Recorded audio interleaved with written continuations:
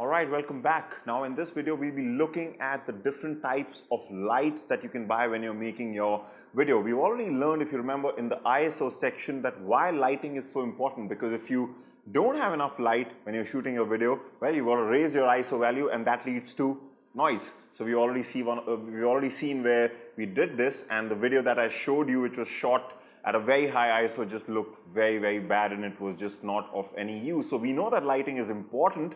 So let's just look at different types of lights. So in this video I'm just going to be showing you two different types of very popular lights that you can buy as a beginner. So let's get started. So one of my favorite types of lights is this, old school type of a light which has these steel barn doors. So these are just there to control the light, the direction of the light, and this light is lit by this halogen tube that you can see here. And I really like these lights a lot. That's because they are super strong, right? So if I just show you this by switching this on, oh, you see I almost just get wiped out from the screen. It's that powerful. So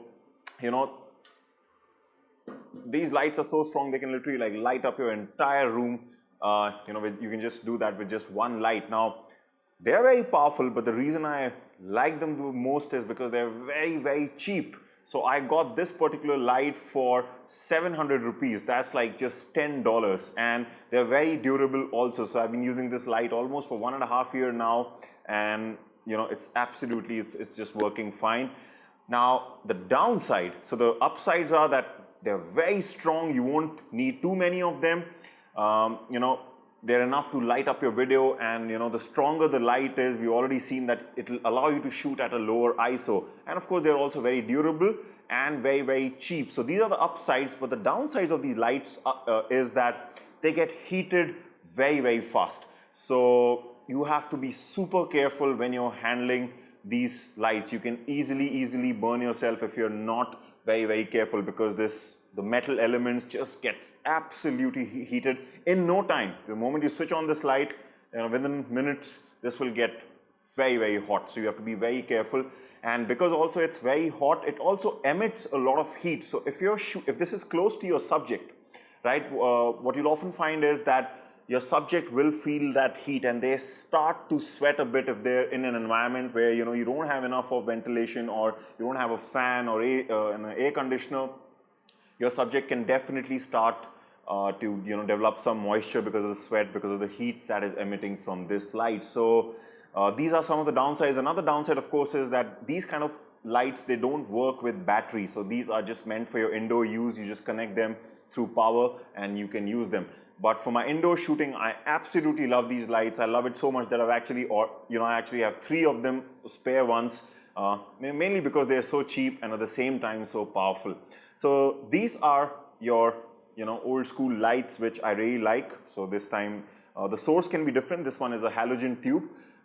Now the second type of light that I want to show you is an LED light. So these lights are very popular these days in the videography world. That's because they don't have any of the problems that we are having with the other lights. So you can see I can just switch this on. Now you can notice that these are not as powerful as these lights. So, but the good part about these lights is that they don't get heated. So you don't have to be too careful while you're handling with it. So they're very safe to use. Secondly, right now I've connected it to a power supply, but behind here is a battery slot. So whenever you buy these lights, you'll most probably get the battery with them. So you can even use them for your outdoor shooting. So these are very flexible. That way you can use them indoors, you can use them outdoors.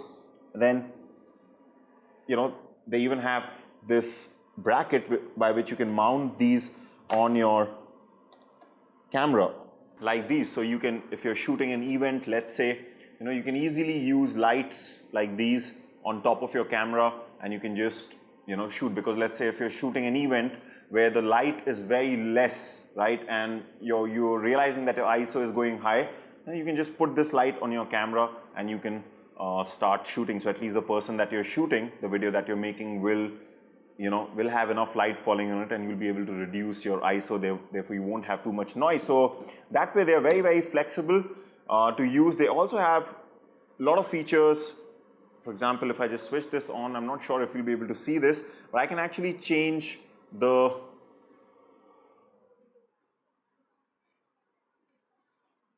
temperature of the light also. So I can go from the warm tungsten look to this nice cool daylight look, just by changing some knobs behind. And of course I can increase or decrease the power also of these lights very, very easily, something that is not possible in this light.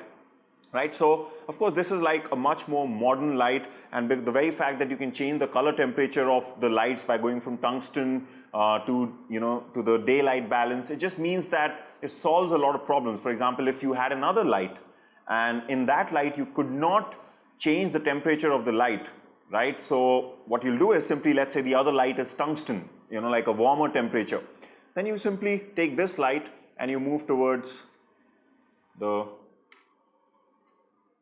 tungsten look, like this, the warmer look. So then you will have both the lights of the, of similar color temperature, and then you can just sort things out using your color balance, just like we've seen before. So now the downside of this type of a light is that it's not very powerful. That is, and you can see that, right? So if I were to just switch this off for a moment and switch this on,